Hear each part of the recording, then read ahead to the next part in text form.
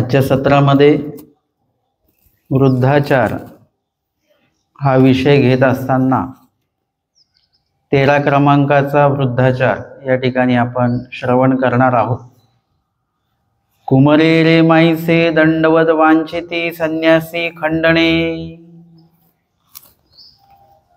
कुमरे रेमाईसा ज्या आहेत त्यांना कुठल्या तरी एका संन्यासाने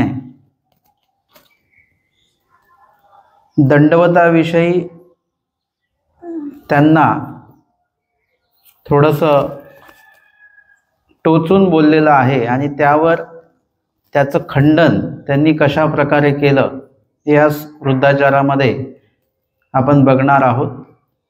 एक वेळ कुमरे रे माई साते की संन्यासी म्हणितले। कुणीतरी एका संन्यास्याने म्हणजे अन्य संन्यासी आहे त्याने म्हटलं, तुम्ही आम्हासी दंडवत न कराते काही।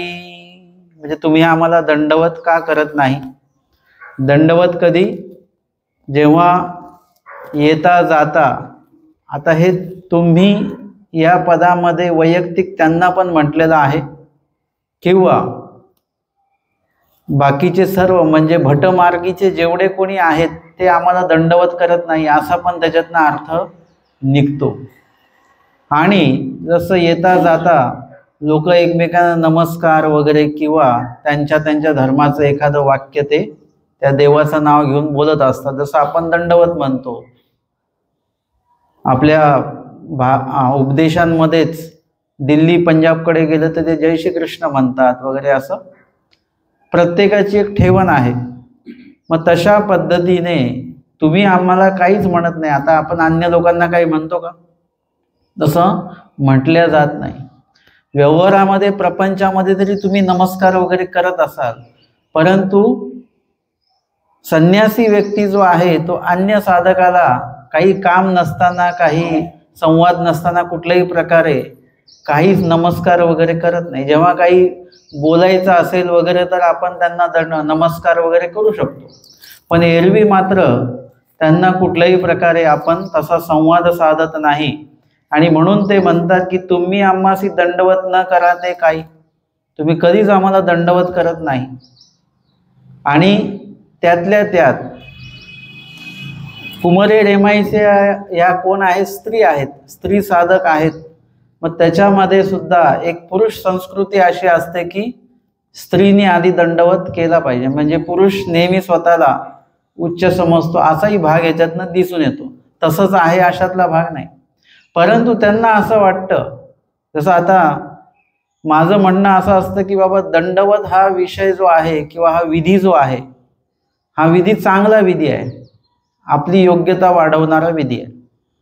जसं एखाद्या देवपूजा ज्या ठिकाणी सोडलेली आहे आपण तिथे जात असतो, म्हणजे देवपूजा वंदन हा विधी तर आहेच, परंतु त्या ठिकाणी आलेले वासनिक असतील, साधू असतील, यांना दंडवत आपला होतो। काही जरी नाही झालं, पोथी जरी नाही समजली आपल्याला, कधी कधी असं असतं की पोथी ऐकता ऐकता झोप लागून जाते, असं पण होतं। तो एक दोष झाला, परंतु आल्यानंतर आणि जाताना जो आपण दंडवत करतो एकमेकांना त्याचा सुद्धा एक विशिष्ट लाभ आहे। मग तो दंडवत तुम्ही किती आवडीपूर्वक करता त्यानुसार तो लाभ वाढत जातो।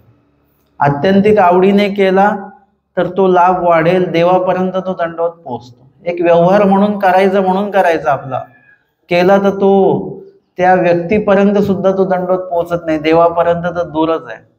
म्हणून आपण एकमेकांना जे दंडवत करत असतो ते अत्यंतिक आवडीने, माझ्या ईश्वराचा साधक मला प्राप्त झाला, भेटला म्हणून आपण तो दंडवत करायचा असतो। एरवी आपल्याला आपण इथे रोज भेटतो म्हणून आपल्याला त्या दंडवताचं एवढं काही वाटत नाही, परंतु जर का तुम्ही अशा एखाद्या अनोळखी प्रदेशात गेलेले आहात, कोणीच ओळखीचं नाही आहे, आणि त्या ठिकाणी जेव्हा तुम्हाला उपदेशी व्यक्ती भेटतात तेव्हा तुम्हाला कितीतरी आनंद होतो। मग त्यावेळेला तुम्हाला त्या दंडवताचं मोल कळतं। परंतु आपण जर का नेहमीच संपर्कात असू तर त्या प्रकारचा दंडवत, त्या आवडीपूर्वक दंडवत आपला होत नसतो। आपल्या दंडवताचा आपण थोडासा अभ्यास करायचा। आणि आवडीपूर्वक आणि जाणीवपूर्वक. मानव पंथामध्ये कुठलीही क्रिया करताना आवड आणि जाणीव या दोन गोष्टी असल्या पाहिजेत. तुम्ही कुठलीही क्रिया करा, लहानातली लहान क्रिया करा, मोठ्यातली मोठी क्रिया करा, मध्यम क्रिया करा, तर त्याची जाणीव असली पाहिजे. कधी काळी आपल्याला एखादी क्रिया घडणार सुद्धा नाही बरं का. आपल्याला अपेक्षित आहे सेवा, पण ती सेवाच नाही भेटली आपल्याला, तर त्याची जी अप्राप्ती केली पाहिजे ती सुद्धा जाणीवपूर्वकच केली पाहिजे. त्या अप्राप्तीचं किंवा त्या विधीचं मोल जाणून की ती विधी प्राप्त झाला असता तर मला काय लाभ प्राप्त झाला असता, त्यामुळे हे लक्षात घेऊन ती जाणीवपूर्वक जर का आपण अप्राप्ती भावली तर त्या अप्राप्तीचं मोल आहे. आणि म्हणून दंडवत असेल, एकदम साधारण विधी आहे, दंडवताला कुठल्याही प्रकारचा खर्च येत नाही, काहीच आपला वेळ सुद्धा जात नाही, इतकं दंडवत एकदम असा विधी आहे. परंतु तो करत असताना जर का आवडी नसेल तर मग तो दंडवत एक आपण म्हणतो ना फॉर्मॅलिटी सारखं झालं, औपचारिक आहे फक्त तो. परंतु जर का आपण भेटतच आहोत, साधक भेटत आहेत, वासनिक भेटत आहेत, साधू अधिकरण भेटत आहेत, मार्ग मंडळी भेटत आहे, तर मग आता दंडवत तर करणारच आहोत, तर मग वृक्ष दंडवत काय करायचा. सगळे जर का भेटले तर तो आवडीपूर्वकच दंडवत त्यावेळेला झाला तर त्या दंडवताचा विशिष्ट जो लाभ आहे तो लाभ तुम्हाला प्राप्त होतो. आणि जो दंडवत आपण एकमेकांना करत असतो तो एकमेकांना दंडवत नसतोच, तो देवापर्यंत तो दंडवत पोहोचत असतो. आणि त्या दंडवताचं जर का काही द्यायचं झालं, योग्यता द्यायची झाली, अधिकार द्यायचा झाला, तर ते परमेश्वर देत असतात. आता तुम्ही मला किती दंडवत केलं तर मी तुम्हाला काही देऊ शकतो का? अदृष्टपर दृष्टपर देऊ शकतो. कोणी दंडवत करायला आलं तर त्यांना फळ प्रसाद द्या वगैरे वगैरे, हे दृष्टपर मी देऊ शकतो. परंतु अदृष्टपर कोण देणार? परमेश्वरच देतात. आणि म्हणून तो दंडवत उत्तम प्रकारचा असला पाहिजे. तुमच्याकडे 1 रुपया जरी नसला परंतु एक दंडवत मात्र तुम्ही आवडीपूर्वक केलं तर त्याची योग्यता थेट परमेश्वराकडनं आपल्याला प्राप्त होत असते. आणि म्हणून आपण इतरांना दंडवत करो न करो, व्यवहारामध्ये तुम्ही जेव्हा जाल तेव्हा कशा प्रकारे ते तारतम्य बघून तुम्ही इतरांना नमस्कार करा नाही करा तो भाग तुमचा आहे. परंतु आपले साधक भेटल्यानंतर मात्र आपण एकमेकांना दंडवत केला पाहिजे. आणि म्हणून ते म्हणतात की तुम्ही आम्हासी दंडवत न करा ते काही, दंडवताची अपेक्षा असणे.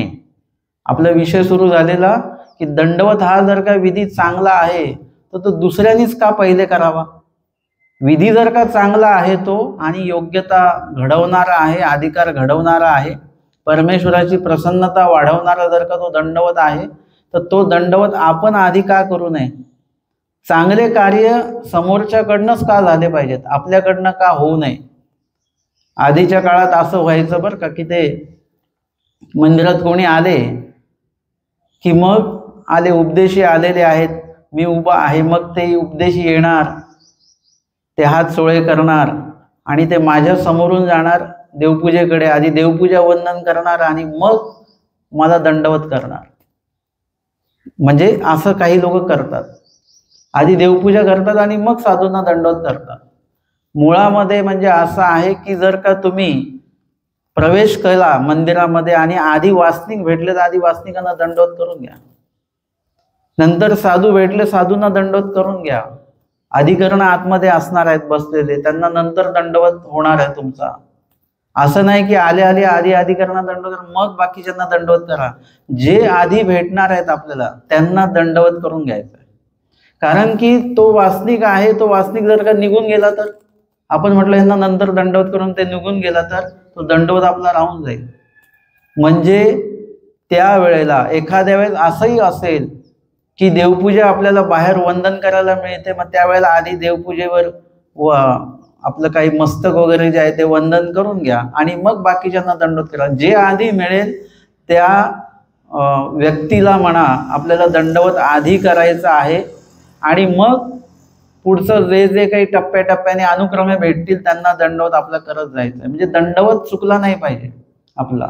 त्या व्यक्तीला, एका व्यक्तीला दंडवत जो करायचा राहून जाईल त्याचं जे काही अव्हेरण होईल तर ते अव्हेरण आपल्याला होऊ द्यायचं नाही. बारीक सारीक गोष्टी आहेत, खूप काही मोठं नुकसान होणार नाही आहे एक व्यक्ती दंडवताचं चुकलं तर, परंतु खूप मोठ्या नुकसान होण्याला ते एक एक दंडवत काय होणार आहे. आता समजा आपल्याकडे एवढी सदनता आहे, 1 रुपया जर का आपला हरवला तर काही नुकसान होतं का आपलं? खूप काही मोठं नुकसान झालं का 1 रुपया हरवला तर? परंतु हा 1 रुपया 1 लाख वेळा हरवला तर किती नुकसान झालं? 1 लाख रुपयांचं नुकसान होतं. अशा प्रकारे आपल्याला बोटी बोटी योग्यता साठवायची आहे, ती कमी नाही करायची आहे. आणि ती साठवत असताना तुम्हाला असं एकदम समूहामध्ये योग्यता भेटणार नाही की 50% योग्यता आज भेटली आम्हाला, असं नाही. तुम्हाला कुठेतरी 1% पण कमी योग्यता आपली विधी कार्यामध्ये जेव्हा आपण उपस्थित होतो तेव्हा 1% पण कमी योग्यता भेटली तर भेटली आपल्याला. आपण तिथे कसं वावरतो आहोत, कुठल्या बुद्धीने हेतूने जात आहोत, त्यानुसार तिथे आपल्याला योग्यता आपल्यामध्ये जमत असते. सहेतुकच आपण जात असू, व्यवहार म्हणून जात असू तर मग योग्यता होण्यावर संशय आहे. परंतु ते जर का निर्हेतुक आपण जात आहोत, आवडीपूर्वक जात आहोत, तर कुठेतरी आपल्याला ती योग्यता जी आहे ती चांगल्या प्रमाणामध्ये प्राप्त होऊ शकते आणि योग्यतेला वाढवत वाढवत जाते. आणि म्हणून असं व्हायचं. मग आता मी बघत हा कधी दंडवत करेल. मग माझ्या लक्षात आलं जेव्हा या विषयावर चिंतन झालं, म्हटलं दंडवत हा विधी हा कोणी कोणाला करायचा आहे? म्हणजे वासनिकानेच साधूंना करायचा आहे की साधूंनी वासनिकांना करायचा आहे? हा सगळ्यांना करायचा विधी आहे. आमचा महानुभाव पंथामध्ये वासनिकही साधूंना दंडवत करतात आणि साधू सुद्धा वासनिकांना दंडवत करतात. म्हणजे दोन्ही आहेत. जर का तुम्ही मार्गामध्ये बघितलं तर शिष्य मंडळी सुद्धा रांगेने असं दंडवत करतात आणि अधिकरण सुद्धा शिष्यांना दंडवत करतात. जगाच्या पाठीवर एकमेव हा पंथ आहे जिथे गुरु सुद्धा शिष्यांना दंडवत करतात, असा विधी आहे. अधिकरण म्हणतात का आम्ही मोठे आहोत, आम्ही दंडवत नाही करणार? का नाही म्हणत? का त्यांना माहिती याच्यातनं लाभ प्राप्त होणार आहे. म्हणून जर का चांगला विधी आहे, मी विचार केला याच्यावर की जर का विधी चांगला आहे तर वासनिकानेच मला आधी दंडवत करावा, याची वाट मी का बघायची? आता मी तसं नाही करत. आता वासनिकांनी दंडवत म्हणायच्या आधी, त्यांनी आधी दंडवत म्हटलं तर म्हटला, परंतु त्यांनी म्हणायच्या आधी मी त्यांना दंडवत म्हणतो. कारण की चांगला विधी आहे, चांगलं कार्य, त्याची सुरुवात कधी पण आपल्यापासून झाली पाहिजे. असं ना, एखादी काही ब्रेकिंग न्यूज मिळाली तर आपल्याला असं वाटतं की मी कधी सांगतो कोणाला, म्हणजे माझ्याकडनं माहिती पडलं पाहिजे. तसं दंडवत जो आहे तो माझ्याकडनं आधी झाला पाहिजे. कुठलाही विधीची सुरुवात माझ्याकडनं झाली पाहिजे, त्याला मी निमित्त झालो पाहिजे. अशा पद्धतीचा भाव ठेवून जर का आपण दंडवत केला तर विधी कार्याच्या बाबतीमध्ये आपण पुढाकार घेतो. म्हणून प्रत्येक वेळेला आपल्याला प्रथम विधी प्राप्त होऊ शकतो बरं का. कुठलाही विधी प्राप्त होत असताना कदाचित आपण त्याचं अव्हेरण केलं, मागे मागे हटलो तर आपल्याला पुढचे विधी सुद्धा आपल्याला लवकर प्राप्त नाही होणार. पण प्रत्येक क्रियेमध्ये आपण जर का तो पुढाकार दाखवला की आपल्याकडनं विधी झाला पाहिजे, आपल्याकडनं विधी तो संपन्न झाला पाहिजे, असं असेल तर एक एक विधी सुद्धा आपल्याला मिळत राहतात. अशा पद्धतीने इथे दंडवताची अपेक्षा आपण लोकांकडनं करू नये. म्हणजे एका ह्या वाक्यातनं तरी आपण हा अर्थ काढू शकतो की कुणाकडनंही आपण दंडवताची अपेक्षा ठेवायची नाही. उलट आपण अनपेक्षितपणे त्यांना दंडवत करायचा, आवडीपूर्वक तो दंडवत करायचा. आता हे अन्य संन्यासी आहेत म्हणून ते त्यांना म्हणतात तुम्ही आम्हाला दंडवत का करत नाही? त्यावर रेमाईसा म्हणतात की प्रसाद हो तुम्ही साध्यस्थ आहात की साधनवंत आहात. प्रसाद म्हणजे जे श्रेष्ठ आहे ना, आपण विशेष आणि प्रसाद, आपण कशाला महत्व देतो? प्रसादाला महत्व देत असतो. परंतु काय आहे की आपला थोडासा कल एकीकडे झुकतोय असं मला वाटतं बरं का, महानुभाव पंथाचा. आपण जर का विशेष सोडलेले असतील जुने, त्याच्याही पेक्षा प्रसाद असतील तर आपण त्याच्याकडे जास्त धाव घेतो की तिकडे प्रसाद जास्त आहेत. प्रसाद श्रेष्ठच आहेत, प्रसन्नतेने दिलेलेच आहेत, त्याचं महत्त्व कमी नाही, पण विशेषाचं पण महत्त्व कमी नाही आहे बरं का. यदा कदाचित असं असतं की प्रसाद जो आहे तो प्रत्यक्ष तुम्हाला सरळ तुमच्या कपाळाला त्याचा स्पर्श होत नाही. वस्त्रप्रसाद असतील तर वस्त्रप्रसादाचं महत्त्वच आहे, परंतु सरळ त्याचा स्पर्श होतो का कपाळाला आपल्या. परंतु जुना विशेष असेल, एखादी काष्टप्रसाद असेल किंवा धातू प्रसाद असेल तर ह्यांचा सरळ आपल्या कपाळाला स्पर्श होत असतो, म्हणून तेही सुद्धा तेवढेच महत्त्वाचे आहेत.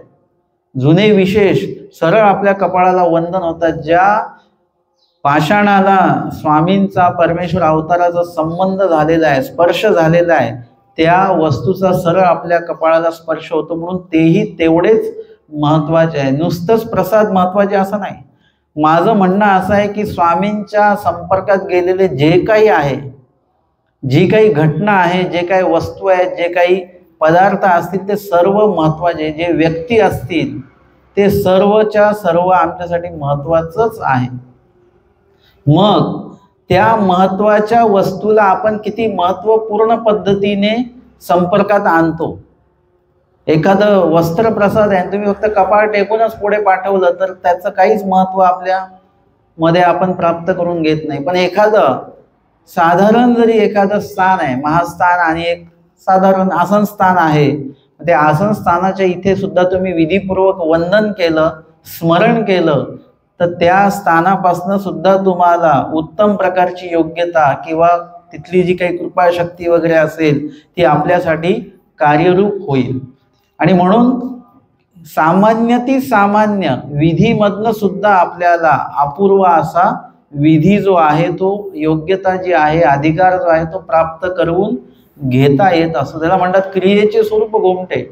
एखादी क्रिया साधारणच असते, परंतु त्याला पद्धतशीरपणे, पदार्थ कमी आहेत वाढण्यासाठी, परंतु ते जर का तुम्ही पद्धतशीर वाढले तर त्याच्यामुळे सुद्धा जेवणारा जो व्यक्ती असतो, आणि तुम्ही ओबडधोबड जर का वाढलेले असेल, भात असाच वाढून दिला, इकडे तिकडे सगळ्या पसरला ताटामध्ये, तर जेवणाऱ्याचा पण भाव थोडासा कमी जास्त होऊ शकतो.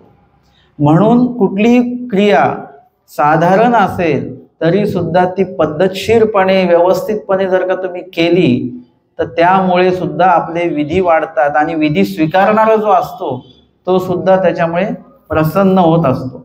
आणि म्हणून कुठल्याही प्रकारे जे काही परमेश्वराच्या संपर्कात गेलेले ते सर्व श्रेष्ठच आहे. आणि इथे या ठिकाणी या रेमाईसा ज्या आहेत त्यांनी जेव्हा ते विचारलं तेव्हा ते म्हणतात प्रसाद हो म्हणजे श्रेष्ठ हो, तुम्ही श्रेष्ठच आहात. जो तो आपल्या ठिकाणी श्रेष्ठ आहे किंवा जो तो आपल्या ठिकाणी चांगला व्यवस्थितच आहे. आणि म्हणून ते म्हणतात प्रसाद हो, तुम्ही साध्यस्थ आहात की साधनवंत आहात, आधी प्रश्न विचारून घेतला. तुम्ही साध्यस्थ आहात की साधनवंत, म्हणजे तुम्ही साध्याला पोचलेले आहात का. जे साधन तुम्ही आचरण आहात ते साधन तुमचं चरित झालेलं आहे का, पूर्ण झालेलं आहे का, आणि त्यानंतर तुम्ही साध्याला पोचलेले आहात का. का तुम्ही साधनवंत आहात का, का तुम्ही साधनवंत आहात म्हणजे एखादं साधन तुमचं चरित झालेलं आहे, पूर्ण झालेलं आहे. साधन चरित होणं आणि साधन चरित झाल्यानंतर त्या फळाला जाणं. मग तुम्ही त्या फळाला गेलेले आहात का, किंवा जे साधन तुम्ही आचरत आहात ते साधन तुमचं पूर्ण झालेलं आहे का आचरण करून, असं त्यांनी प्रश्न विचारलेला आहे. हा प्रश्न त्यांनी का विचारला, कारण की समोरच्या व्यक्तीने जे काही विचारलेलं आहे की तुम्ही आम्हाला दंडवत का करत नाही, त्या विचारण्यामागचा जो त्यांचा भाव आहे तो शुद्ध नाही आहे. त्या विचारण्यामागे तर जे काही वाक्य ते निर्दोष नाही आहे, ते सदोष वाक्य आहे, म्हणजे टोचून बोलणारं ते वाक्य. आपल्याला कळतं ना की कोण कुठल्या पद्धतीने बोलतं, त्याचा बोलण्याचा जो काही रोग आहे तो कशा प्रकारचा आहे. आता कधी कधी असं असतं ना की आपण स्मरण वगैरे करत असू तर लोक बोलतात, आता आजकाल ते खूपच देवधर्म करायला लागलेले आहेत. आता हे वाक्य कसं आहे, हा रोग कसा आहे, ते टोचून बोलण्याचा तो रोग आहे. आणि हेच वाक्य की आता ते खूप देवधर्म करतात बरं का, आधीपेक्षा त्यांचा देवधर्म आता वाढलेला आहे. हे वाक्य कसं आहे, हे वाक्य त्यांच्या क्रियेला चांगल्या प्रकारे सादर करणारं हे वाक्य आहे. आणि एक वाक्य जे आहे तेच वाक्य, त्याचा रोग जर का बदलला तर त्यातनं त्यांच्या क्रियेचा दोष दाखवण्याचा प्रयत्न आहे. कधी कधी कुठल्या एखाद्या क्रियेमध्ये दोष नसतो, परंतु तो आपण दोष इतरांना दाखवतो, काढून दाखवतो. दोष नसतो तो, परंतु तो दोष आपण दाखवतो लोकांना. हा आपला स्वभाव होऊन जातो. जीव कसा आहे, दोषदर्शी आहे. आणि दोषदर्शी म्हणजे दोष दाखवणारा आहे, दोष बघणारा आहे. आणि कधी काळी मग आपल्याला अशी सवय होऊन जाते की आपण फक्त दोषच बघतो. कोणी जर का चांगलं दाखवलं तर आपण त्याचे दोष शोधतो की काय दोष आहे का याच्यामध्ये. म्हणजे अशा पद्धतीने त्या जे काही संन्यासी आहेत त्यांनी सुद्धा अशाच प्रकारे दोष बघितलेला आहे. ते जर का रेमाईचा असतील किंवा अजून कोणी साधनवंत आहेत भटमार्गीचे, ते योग्य प्रकारे आचरण करतात. ते पायामध्ये वाहना घालत नाहीत किंवा भिक्षा मागून जेवतात वगैरे इत्यादी अनेक चांगले भाग सुद्धा आहेत ना त्यांचे, ते त्यांनी बघितलेले नाही. त्यांनी काय बघितलं की हे दंडवत करत नाही आम्हाला, हे मात्र त्यांनी त्याच्यावर बोट ठेवलेलं आहे. आणि म्हणून त्यांनी ज्या रोखाने तो प्रश्न विचारला त्याच रोखाने त्यांनी सुद्धा उत्तर दिलेलं आहे. कधी कधी तुम्हाला तसं सुद्धा वागावं लागतं बरं का. म्हणजे तशा पद्धतीने पण आपल्याला कधी कधी समोर जावं लागतं. परंतु ते बोलत असताना चिडायचं नसतं, उत्तर द्यायचं असतं, ते तात्विक द्यायचं असतं. चिडून रागवून अपशब्द बोलायचे नसतात. आणि म्हणून त्या प्रश्नाच्या उत्तराची सुरुवात कशी आहे, प्रसाद हो, म्हणजे श्रेष्ठ हो, तुम्ही तुमच्या कार्यामध्ये श्रेष्ठ आहात, आम्ही आमच्या कार्यामध्ये श्रेष्ठ आहोत. तुम्ही तुमच्या धर्माच्या बाबतीमध्ये व्यवस्थित आहात, आम्ही आमच्या धर्माच्या बाबतीमध्ये व्यवस्थित आहोत. मला हा प्रश्न कळत नाही की कधी कधी असं असतं की आपण समोरच्याकडनं धर्माची अपेक्षा ठेवतो, ते आपल्याकडनं धर्माची अपेक्षा ठेवतात. ते म्हणतात हे आमचा धर्म आचरत नाही, आपण म्हणतो हे आमचा धर्म आचरत नाही. माझं म्हणणं आहे की ज्यांना त्यांना त्यांच्या त्यांच्या धर्मामध्ये राहू द्या. मानवपंथीय साधक आहेत, त्यांचे काही विशिष्ट नियम आहेत, ते त्यांना पाळू द्या त्यांच्या जागेवर राहून. काही लोक त्यांना नाव ठेवतात, तुम्ही इथे जेवत नाही, तिथे जेवत नाही, हे खात नाही, ते खात नाही, इथे येत नाही, तिथे येत नाही. ठीक आहे, तो त्यांच्या धर्म आचरणाचा भाग आहे, त्यांनी त्याचा स्वीकार केलेला आहे. आता त्याला कुठल्याही प्रकारे तुम्ही अडथळा आणू नका, त्यांना त्यांचा धर्म आचरू द्या आणि तुम्ही तुमच्या जागेवर राहून तुम्ही तुमचा धर्म आचरा. जसं एखादं दोन लोक आहेत, दोघांनाही ताप आलेला आहे, पण यांचे पथ्य पाणी वेगळे, त्यांचे पथ्य पाणी वेगळे. ते एकमेकांशी भांडा बघत, त्यांनी तू माझे पथ्य पाणी का नाही पडत, तू माझी औषधी घे, त्यांनी म्हणावं तू माझी औषधी घे. प्रत्येकाला त्यांच्या प्रकृती अनुरूप त्यांना ते पथ्य पाणी दिलेलं आहे.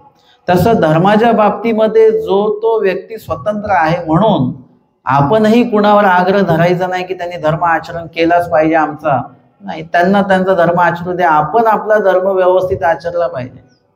आपला सुद्धा वेळ कशामध्ये चाललेला आहे की इतर कोणी ते देवपूजा करत नाही, ते तीर्थाला येत नाही, आपला पण वेळ त्याच्यातच चालला की इतर धर्म करत नाही, याकडे आपलं जास्त लक्ष आहे. त्याही पेक्षा आपण आपला धर्म उत्तम प्रकारे करावा याकडे आपलं लक्ष असलं पाहिजे.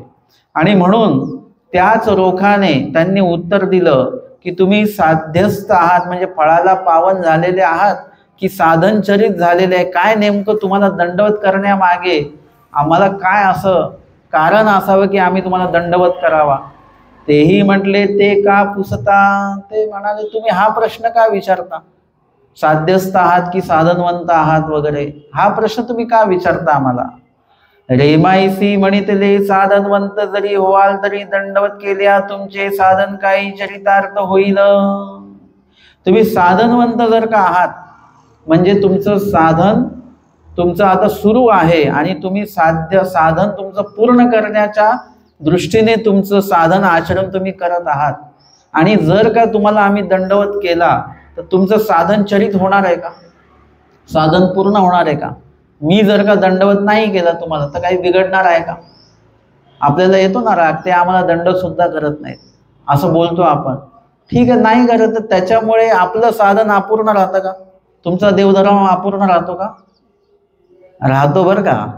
कारण की तुम्ही बघता तुम्ही आज देवपूजेला आलेले आहेत म्हणजे तुम्ही सात्विक आहात आणि तुम्ही विधीपूर्वक देवपूजा तुमची होणार आहे, आणि तेवढ्यात ती व्यक्ती येते जी तुम्हाला दंडवतच करत नाही आणि तुम्हाला इतका राग येतो, मग देवपूजेमध्ये तेच चालू राहतं आपलं, त्यांनी दंडवत नाही केला, त्यांनी दंडवत नाही केला, राहिला ना आपलं देवपूजा करून जे काही लाभ प्राप्त होणार होता तो राहिला तसाच.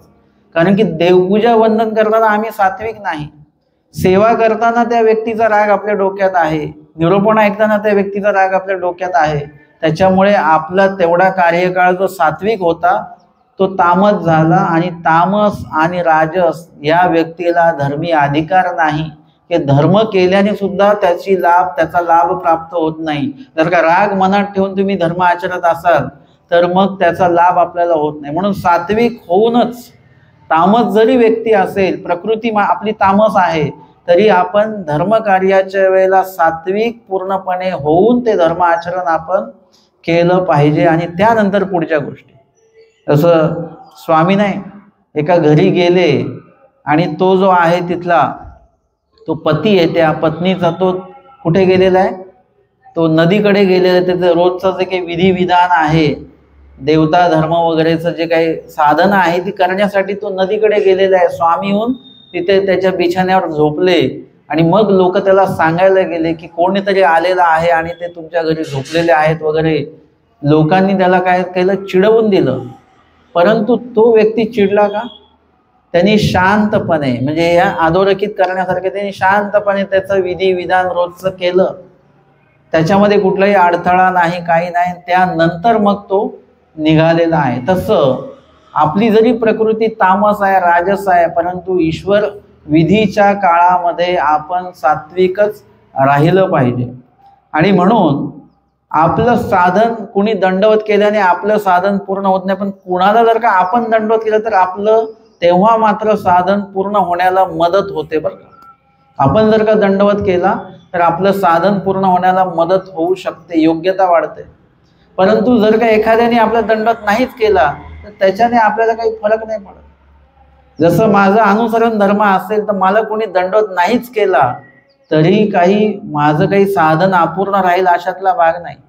परंतु तुम्ही दंडवत केल्यानंतर त्याला आवडीपूर्वक मी सुद्धा दंडवत म्हटलं तर मात्र माझं साधन चरित होण्याला मला मदत होऊ शकते. आणि म्हणून त्यांनी म्हटलं की जर का तुम्हाला आम्ही दंडवत नाही केलं तर तुमचं साधन अपूर्ण राहणार आहे का. ना साध्यस्थ जरी असाल, म्हणजे साध्यस्थ जर का तुम्ही असाल, फळाला पावन झालेले असाल किंवा फळाला पावन होण्याच्या स्थितीमध्ये जर का तुम्ही असाल, जसं आपण पूर्ण जेवलेलो आहोत, म्हणजे 90% जेवण आपण वाढलेलं जेवलेलो आहोत, आता जर का कोणी वाढायला आलं तर आपल्याला अपेक्षा असते का. जेवणाचा एक विशिष्ट टप्पा असा असतो की तो समारोपाचा असतो, तेव्हा कोणी वाढायला आलं तर की आपण नाही नाही नाही नाहीच म्हणत असतो, म्हणजे तेव्हा आपल्याला अपेक्षा नसते, जेव्हा आपलं जेवण पूर्ण होत आलेलं असतं. तसं साधन पूर्ण होत आलेलं असेल तर दंडवताची काही अपेक्षा नाही. आणि साध्यस्थ झालेला साधन पूर्ण होऊन तुम्ही साध्याला प्राप्त झालेले असाल तर तो आक्रोधू, म्हणजे त्याला रागच येत नाही, ही एक विशेषता आहे बरं का. इथे काय सांगितलं, जो साध्याला पावलेला व्यक्ती आहे तो कसा आहे, अक्रोधू. क्रोधू म्हणजे क्रोधिष्ठ, आणि अक्रोधू म्हणजे ज्याला कधीच राग येत नाही, तो व्यक्ती तिथे पोचलेला आहे. जो भुकेलेला व्यक्ती आहे त्याला राग येईल मला वाढलं नाही, पण ज्याचं पोट भरलेलं आहे त्याला राग येऊ शकतो का की मला वाढलं नाही, तो उलट नको म्हणतो, त्याला वाढलं तर राग येऊ शकतो. परंतु साधनचरित झालेला व्यक्ती जो आहे तो त्याला कुठल्याच अंगाने त्याला राग येत नाही, कुठल्याच प्रकारे राग येत नाही. त्याला कोणी दंडवत केला तरी राग येत नाही, नाही जरी केला, अपमान जरी केला तरी त्याला राग येत नाही. ही साधनवंतच, ज्याचं साधन चरित होत आहे, 90% 95% पूर्ण झालेलं आहे, किंवा त्या दृष्टीने त्याचं आहे की आमचे स्वामी सांगतात मुक्तीची चाड ज्याला आहे, असा जो साधनवंत आहे त्याला राग येत नाही, आणि त्याला राग आला नाही पाहिजे. जर का राग आला तर काय होईल, ते तापमापी असतं ना, त्याच्यामध्ये पारा असतो, ते जर का आपण ते ताप असलेल्या व्यक्तीला आपण ते हे केलं तर काय होतं, तो पारा वर चढत जातो. परंतु त्याला पाण्यात बुडवलं तर काय होतं, लगेच शून्यावर येऊन जातं. तसं जर का साधनवंत व्यक्ती आहे, त्याचं साधन असं चाललंय पुढे वरती, सात्विकता वगैरे योग्यता, आणि तो जर का रागवला तर काय होतं, तो कदाचित शून्याकडे येऊ शकतं बरं का. किंवा तो जो काही धर्म आचरण्याची जी काही वातावरण निर्मिती झाली अंतःकरणामध्ये, ती काय होते, शून्य होऊ शकते. जे काही आपण कमवलं, जसं आता आपण एखादी सेवा केली तर ती सेवा कोणामध्ये पाहिजे, आपल्यात आणि ईश्वरामध्येच पाहिजे. त्याचं प्रदर्शन जर का आपण केलं तर कधी काळी काय झालं तर आपण ते बोलून दाखवतो, मी एवढी सेवा केली, तेवढी सेवा केली, म्हणजे काय झालं, ती सेवा शून्याकडे येऊ शकते. आणि म्हणून धर्मकार्य करत असताना आपण आपला जो पारा आहे, रागाचा पारा नाही, विधीचा जो पारा आहे तो आपण वाढवता ठेवला पाहिजे. पाऱ्याचा अर्थ आपण वेगळा घेतला, आपण रागाचा पारा नेहमीच डोक्यामध्ये ठेवतो.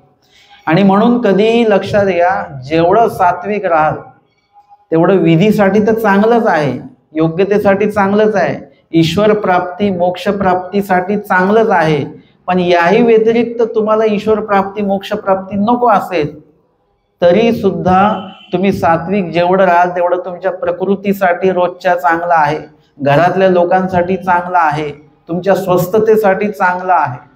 ही स्वस्थता एकदा जर का तुम्ही प्राप्त केली की मग तुम्हाला ईश्वर प्राप्तीची पण ओढ सहजपणे त्याच्यामध्ये लागू शकते. आणि म्हणून सांगतात की जो साध्यस्थ व्यक्ती आहे तो अक्रोधू, म्हणजे त्याला क्रोध येत नाही. आपल्याला जर का राग येत असेल तर आपण साध्याकडचा प्रवास आपला बंद आहे हे समजून चालायचं आहे ना. तापमापीमध्ये जर का ताप दाखवला म्हणजे आपण स्वस्थ नाहीत असं लक्षात घ्यायचं. तशा पद्धतीने आपल्याला इथल्या इथे तपासता येतं.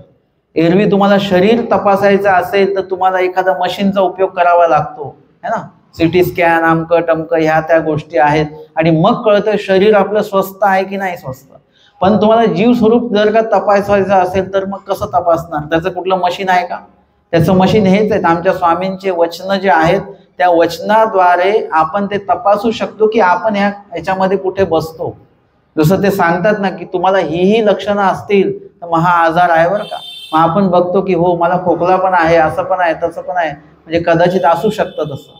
तसं आपल्याला राग येत असेल म्हणजे आपण ईश्वराच्या सात्विक जे काही साधन देवाने विहिलेलं आहे त्याच्यामध्ये आपण बसत नाही, आणि त्याच्यात बसत नाही म्हणजे आपलं साधन चरित होणार नाही, आपण मध्ये अडखळणार आहोत.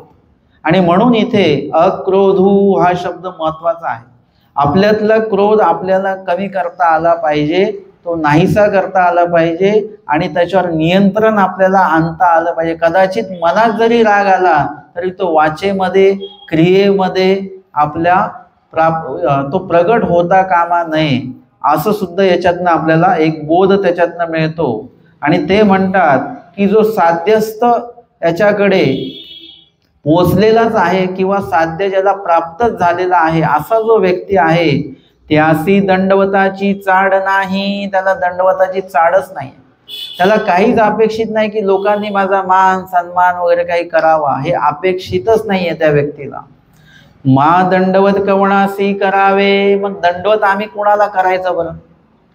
तुम्ही साधनवंत आहात तर तुम्हाला दंडवत करून तुमचं काही साधन परिपूर्ण होणार नाही, म्हणून तुम्हाला दंडवत करण्याचं काही कारण नाही. आणि जर का तुम्ही साध्यस्थ आहात तर तुम्हाला दंडवताची चाडच नाही पाहिजे. पण दंडवत का करायचं आम्ही तुम्हाला. तरी अक्रोधू त्यासी दंडवताची चाड नाही. मा दंडवत कवणासी करावे. कोणासी करायचं दंडवत ना. पतितासी लोकमान्यता देखील तरी घासू एकू अन्ना घालील. दंडवताची अपेक्षा कोणाला असते, जो पतित असतो, ज्याच्याकडे कुठल्याही प्रकारचा मान सन्मान असा प्रकार त्याच्याकडे नाही आहे. त्याला अपेक्षा असते की मला लोकांनी दंडवत करावा म्हणजे माझा मान सन्मान वाढेल, आणि चार लोक जर का मला दंडवत करतात हे बघून इतर लोक काय करतील, घासू एक तरी घासू एकू अन्ना घालील, म्हणजे इतर लोक सुद्धा मान सन्मान करतील. आता साठेवाडीच्या पोथीत असं झालं की काही लोक मला भेटायला, जे कोणी आले ज्यांना माहिती मी इथे आहे ते भेटायला यायचे. मग कुठला तरी एक ग्रुप आलेला होता, 25-30 लोक होते ते. त्यांनी मला संपर्क केला की आम्ही आलेलो आहोत. मग मी गेलो त्यांना भेटायला तिथे हॉलमध्ये. तर ते सगळे एवढे भेटले, दंडवत हे ते फोटो बिटो. आता तिकडे काही 2-3 लोक असे बसलेले जे मला ओळखत नव्हते. त्यांना वाटले एवढे लोक या माणसाला दंडवत करतात म्हणजे हा कोणतरी मोठा माणूस दिसतो बरं का. ते सुद्धा उठले आणि त्यांनी दंडवत केला. मला हसायला आलं ते. म्हणजे त्याचा संदर्भ इथे जुळतो की आपण जर का 4-5 लोक एखाद्याला दंडवत करतात, भेटतायत वगैरे, तर आपल्याला पण लक्षात येतं की हे कोणतरी मोठे आहेत बरं का, श्रेष्ठ आहेत बरं का. साहजिकच आपल्या लक्षात येतं. मग दंडवताची अपेक्षा कोणाला असते? ज्याला हा मान सन्मान भेटत नाही पण मान सन्मानाची अपेक्षा आहे असा व्यक्ती जो आहे त्याला दंडवताची अपेक्षा असते. जेणेकरून दंडवत मला जर का 4 लोकांनी केला किंवा मान सन्मान केला, मला स्टेजवर जर का बसवलं आहे ना, कोणी जर का सभेमध्ये आलं, खाली बसलं, तर आपल्याला काय आहेत, कोणतरी आहेत. पण तो व्यक्ती आला आणि जर का त्यांना आपण स्टेजवर बसवलं तर आपल्या कोणतरी आहेत बरं काय, असं लगेच आपल्याला त्यांचं श्रेष्ठत्व लक्षात येतं. म्हणून ज्याला श्रेष्ठत्व भेटत नाही आणि त्याला त्याची अपेक्षा आहे, तो दंडवताची किंवा इतर मान सन्मानाची अपेक्षा ठेवेल का? कारण की त्याच्यामुळे इतर लोक सुद्धा त्याला घासभर अन्न, भिक्षान्न वगैरे त्याला देतील आणि चांगलं अन्न देतील. भिक्षा तर मिळते कुणालाही, परंतु श्रेष्ठत्व कळालं तर काय होतं? चांगली भिक्षा वाढल्या जात असते आणि म्हणून त्यांना ती अपेक्षा असते. तर तुम्ही कशामध्ये बसता असं ते विचारतात. येरे म्हणतले भटोबासांची म्हातारी आळवू नये. आणि ज्या रोखाने त्यांनी प्रश्न विचारलेला आहे, आमच्या रेमाईसा, कुमारी रेमाईसा यांनी तात्विक पद्धतीने त्यांना उत्तर दिलेलं आहे. रागावून, भांडून, चिडून, अपशब्द बोलून नव्हे, पद्धतशीरपणे त्यांना उत्तर दिलं की पुढे त्यांना बोलता येईना. भांडणामध्ये काय असतं माहिती आहे का, की भांडण हे कितीतरी वेळ चालू शकतं, की भांडणाला कुठलाही तात्विक साचा नसतो. त्यांनी किती शिव्या द्याव्या, किती अपशब्द बोलावे, त्याच्यापेक्षा आपणही किती पण बोलू शकतो.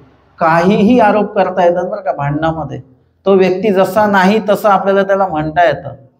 परंतु जेव्हा तात्विक चर्चा असते, त्याला एका अर्थाने वादही म्हणतात, पण त्याला वाद म्हणू नये, आणि तो धार्मिक संवादच असतो.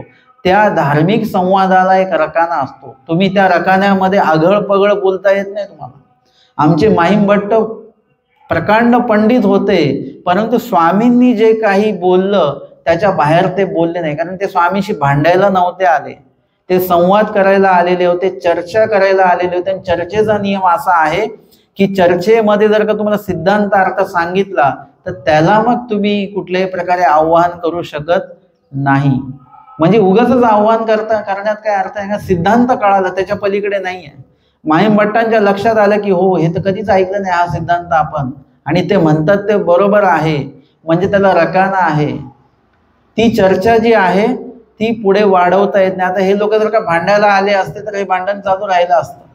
परंतु त्यांनी सुद्धा हे तात्विक जे उत्तर त्यांना मिळालं ते सुद्धा त्यांनी लक्षात घेतलं की याच्या पुढे आपल्याला बोलता येणार नाही, बोलण्यासारखं नाही. आणि म्हणून ते म्हणतात की माहीम भटोबासांची म्हातारी आळवू नये. म्हणजे या जरी ती वयस्कर दिसते वगैरे, परंतु ज्ञानार्थाने कशी आहे? पक्की आहे. तिने जे उत्तर दिलं तिला कुठल्याही प्रकारे आपल्याला प्रति उत्तर देता येत नाही किंवा कुठल्याही प्रकारचं आव्हान आपल्याला आता करता येत नाही. अशा प्रकारे या ठिकाणी आपण कुमारी रेमाईचे दंडवत वांछिती संन्यासी खंडने, संन्यासांचं जे काही मत आहे ते त्यांनी खंडन केलेलं आहे.